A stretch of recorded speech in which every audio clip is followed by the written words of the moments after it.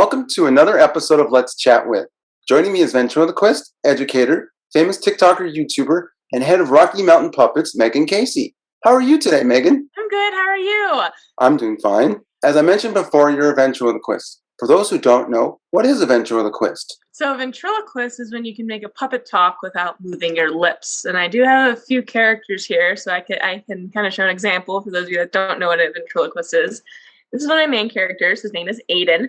He's a 4-year-old dinosaur that likes marshmallows. So hi, Aiden. How are you? Hi, I'm doing good. What's up, Aiden? My lips. She's my owner. Yeah, she makes me talk. She just had me laying on the couch. Oh, so you're relaxing today, are you, Aiden? Yeah, I'm being lazy. Meghan, what is the correct term for these? Are they called dummies, dolls, or puppets? I call them puppets. Yeah, that's what we like to be called. Yeah, call them puppets. There are some other ventriloquists that refer to their they refer to them as characters, refer to them as dummies. I don't like the term dummy because like dumb. I don't know. Yeah. I don't like referring to that. It's only dumb. See, they get it. You're not dumb, Aiden. No, you're not. I'm not dumb. Okay, good. I'm glad to hear that. Yes. That's a general. Yeah, I use puppets though a lot when I'm referring to them. So how old were you when you got started? I was 5 years old. Man, you're a year older than me. Aiden's only 4. He's only 4. Old. Yeah, he's only 4. I'm constantly 4 years old. Yeah, he's constantly 4 years old. But yeah, I got started when I was 5 years old. My dad is the one who got me into it. It's a funny story. Yeah, my dad, he used to read to me a lot using puppets. And then I saw his lips move when I was 5. You're making them talk. He's like, no, I'm not. He's not. We're real. Yeah, he was making them talk. I'm like, oh my gosh, I want to learn how to do that. So then I picked it up and I learned from this course called Mayer Course of Advanced Ventriloquism. It's by this ventriloquist named Clinton Detweiler. He has this whole thing on the Ventriloquism 101. Basically, it has 32 little books that teaches you everything and anything about ventriloquism. I completed that when I was 6 years old. And I performed for the first time at the Bent Haven Ventriloquist Convention that's held in Cincinnati, Ohio. I haven't been in quite a few years. I think they changed the location of it. Eastern side of the United States, I know is where it still is. Yeah, I used to perform there all the time. Then I got Aiden when I was 16. And that's kind of when my whole ventriloquist career took off, is when I got this puppet. Yep, I made her known. Cool. What were some of the first things you had to learn?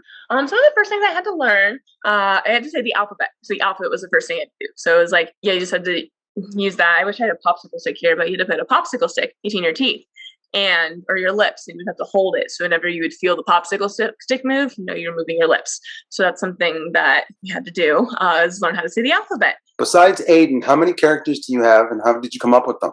I have about 12 characters. And yeah, a lot of my videos, you'll see Aiden, my dinosaur, and Crush, my turtle. I have Shrewsbury's a dog.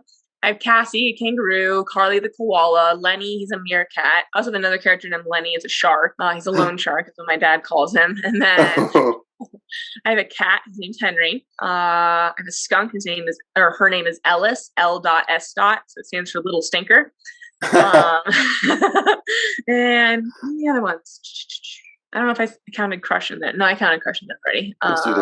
What's another one that I have? I do have a few bird puppets. I don't really use them that often. It's like a dodo bird is what it is. It's a vern is what it's called. I don't really have a name for it. Oh, I have Phil. He's a hamster. He doesn't really have a voice. He's just like, and then there's one more. In total in the house, I think we have around 60 puppets just because my dad has used them. But like as far as my characters go, I only have about 12.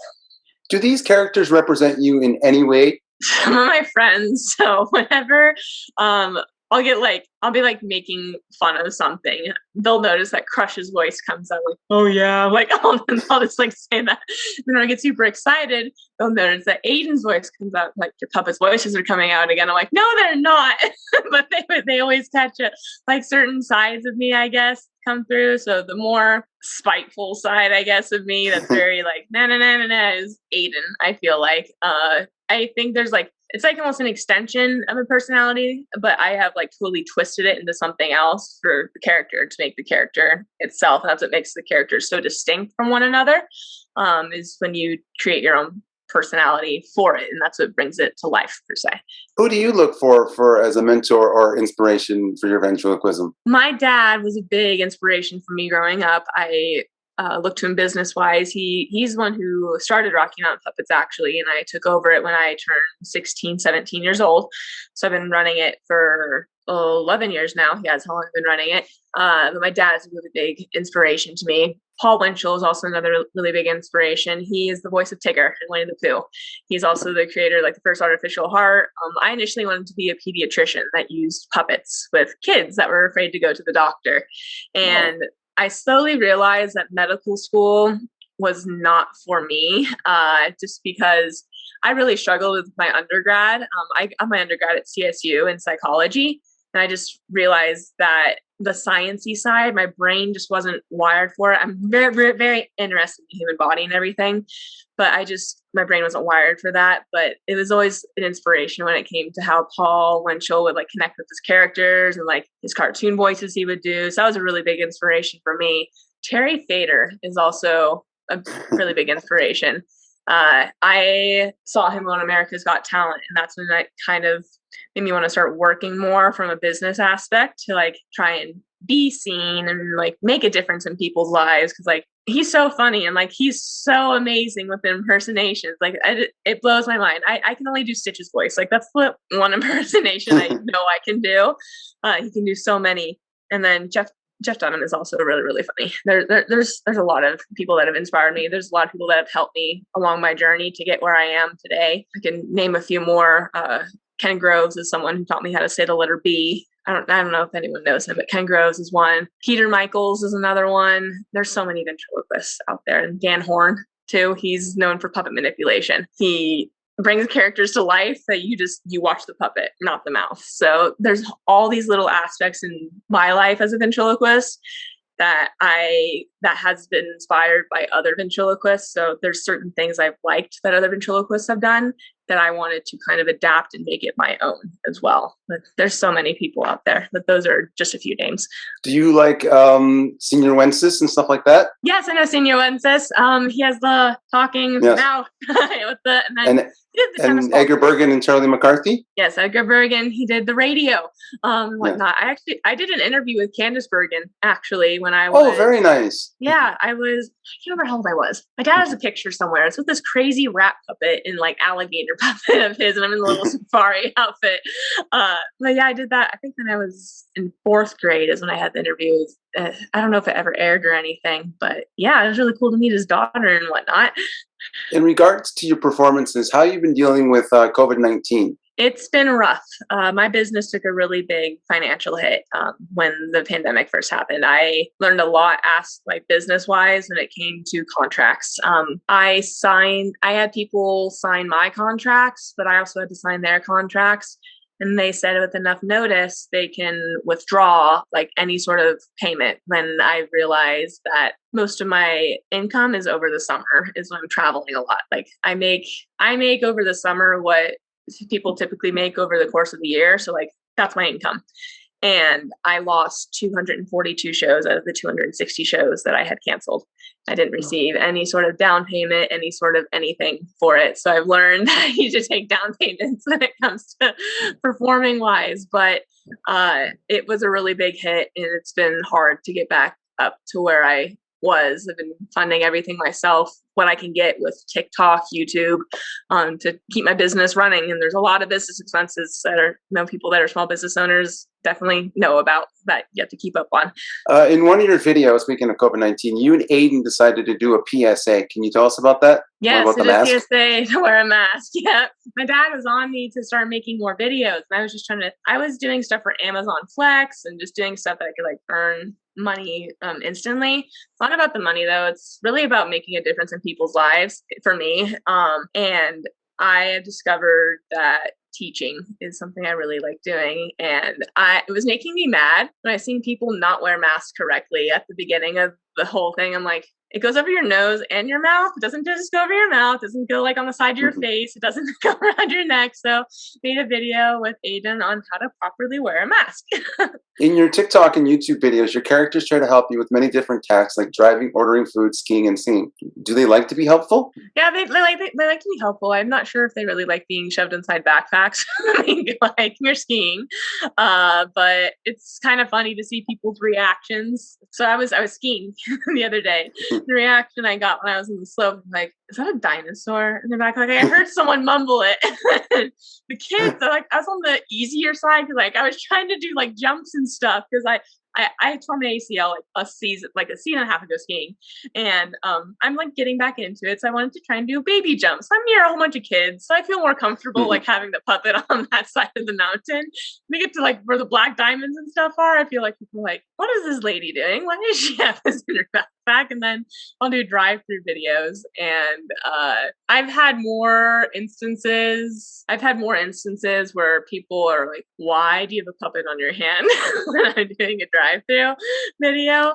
But then there are some instances where people are like talking with the puppet, like thinking that it's real, and those are the ones that I tend to post. But there's a whole nother side. There's a whole bank of videos that I have not posted, that just from trying to get reactions from people.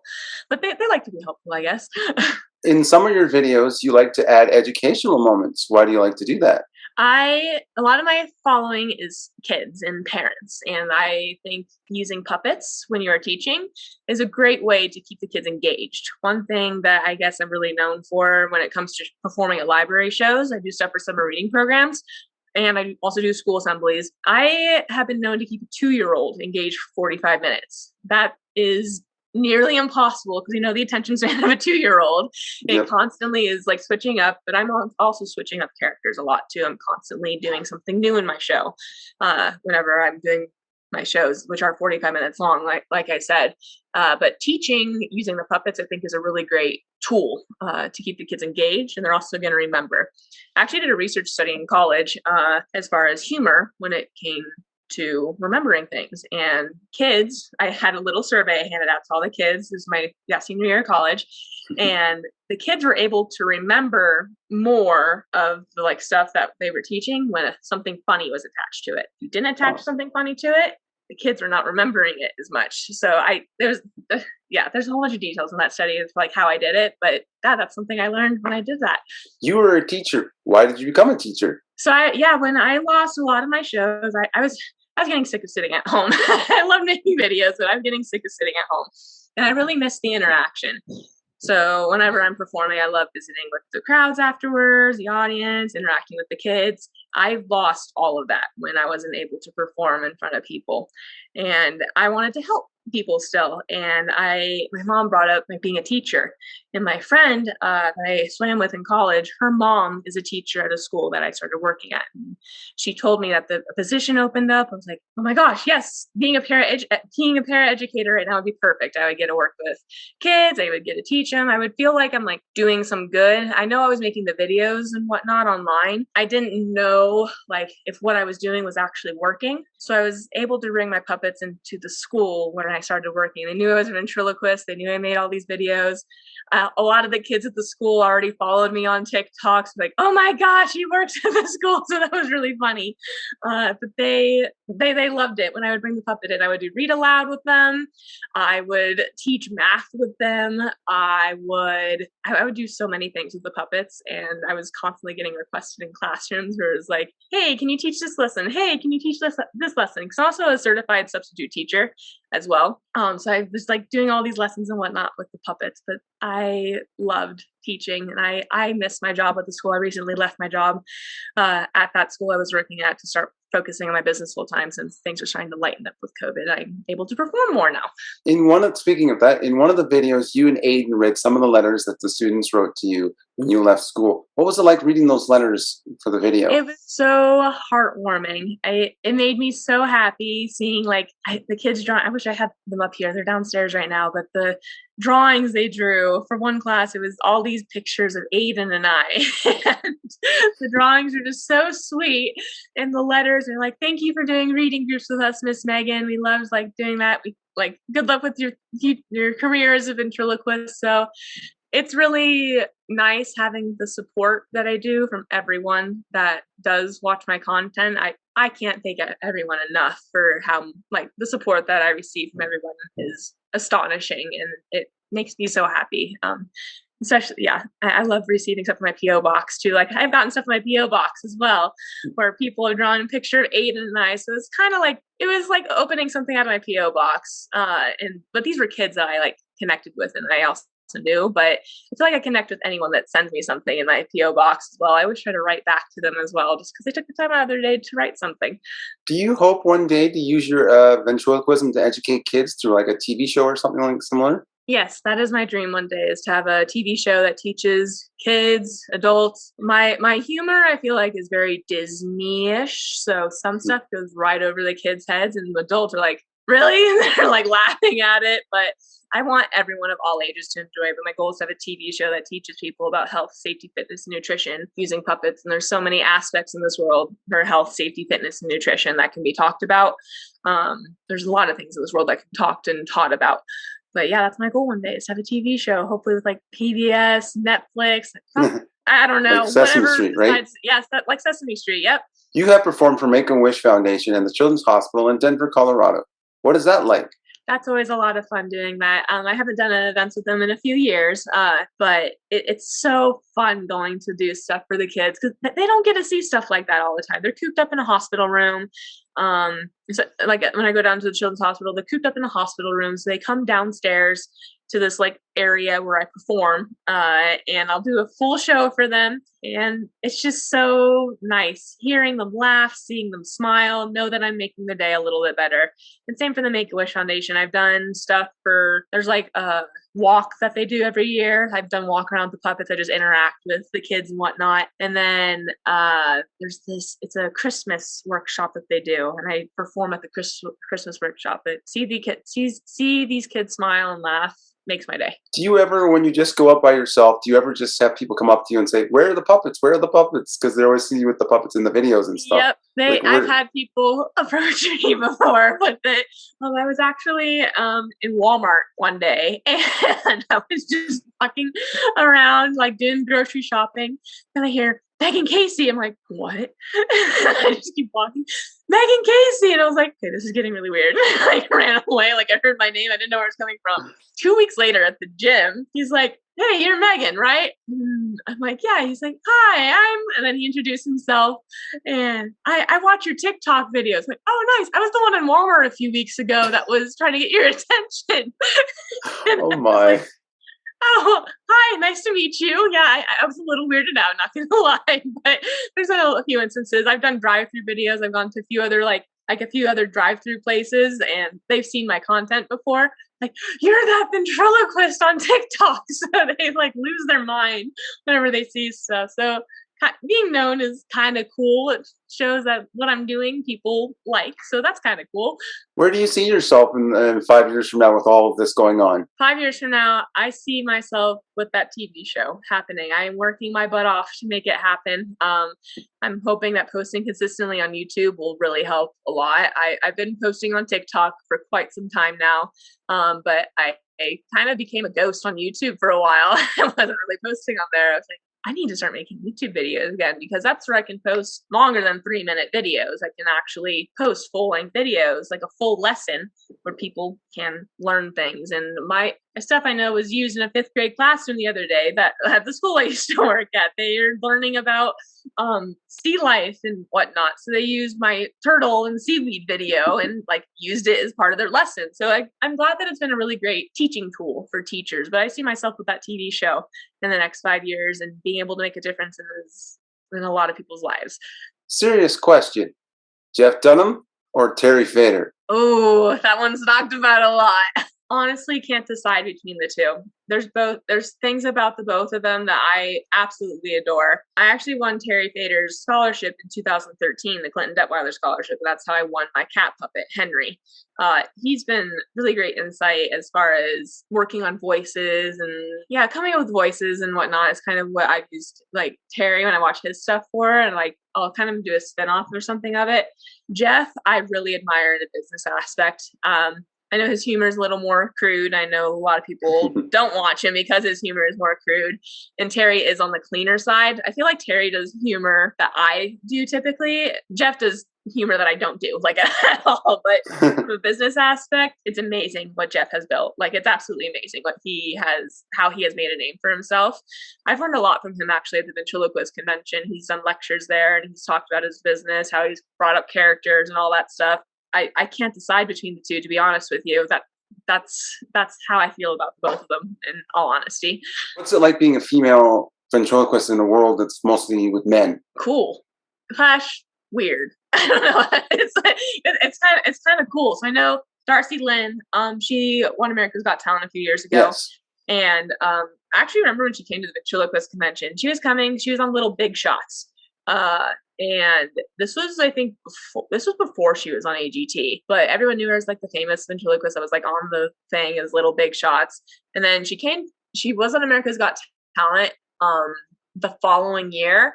She was in this workshop for Junior Bent University when she came, and I was like in the group with her. Like I was helping teach when I was at the workshop, and she was in that group. And I remember seeing her like 2 years later on America's Got Talent. It's like, oh my gosh, I know her and I worked with her. So that was like kind of cool to see. And it's really cool, like being one of the few female ventriloquists. Sherry Lewis, I know, was like is the really big female ventriloquist name that I know has like made it. I know of a lot of other female ventriloquists as well, but like Lynn Chefsteger actually is another one as well. She's hilarious. And then Liz Von Sagan is someone, actually, I'm not sure she lives in Englewood, Colorado anymore, but I learned voices and whatnot from her. She does stuff with voices. She does a lot of ministry shows and whatnot. But there are a lot of female ventriloquists that I know we lean on each other because there aren't that many of us, and we go to each other for like support and whatnot too. But a lot of the men are also very, very supportive. We all appreciate that. I know you do voices for characters, but would you ever decide to go into voice acting for like cartoons and stuff like that? For TV shows? Totally, I would do voice acting. Yeah, I would love to do voice acting. I have like my characters' voices. Like, if I already use it in a cartoon, I could totally use it in a cartoon. I'd probably have to move my lips if I was doing the voice acting for it to come through clearer on the audio. That's the one thing. I know with Edgar Bergen, his lip control ended up getting worse down the road when he was on the radio, because he started moving his lips when he was on the radio with the characters, like when he had Charlie McCarthy and whatnot. On it. So that is the one thing that I would never want to happen, is my lip control to get bad by doing voice acting. But that'd be super cool to do. Finally, where can people find more about you? Facebook, Twitter, Instagram, TikTok, YouTube, website? So my website is RockyMountainPuppets.com. It's RockyMountainPuppets.com. You can find a lot of my social media stuff there. So I am on TikTok, Instagram, YouTube. You go to TikTok and Instagram, my username is Meghan M. Casey, MEGHANMCASEY. Then YouTube, you can just type in Meghan Casey ventriloquist, like spelled out my usernames, and I'll pop up. You'll find a lot of my stuff there. I have a Twitter. I don't really use it though. I kind of just use it to keep in tune with the news. What's going on. I have like one follower on there because I just have one follower on there right now. Do any of the characters have a Twitter? No, none of the characters have a Twitter. I think it'd be funny if Aiden had a Twitter. I feel like Aiden having a Twitter would be the perfect like character to tweet about stuff. Well, Meghan, thank you for joining me on this episode of Let's Chat With. Thank you so much for having me. It was great talking with you.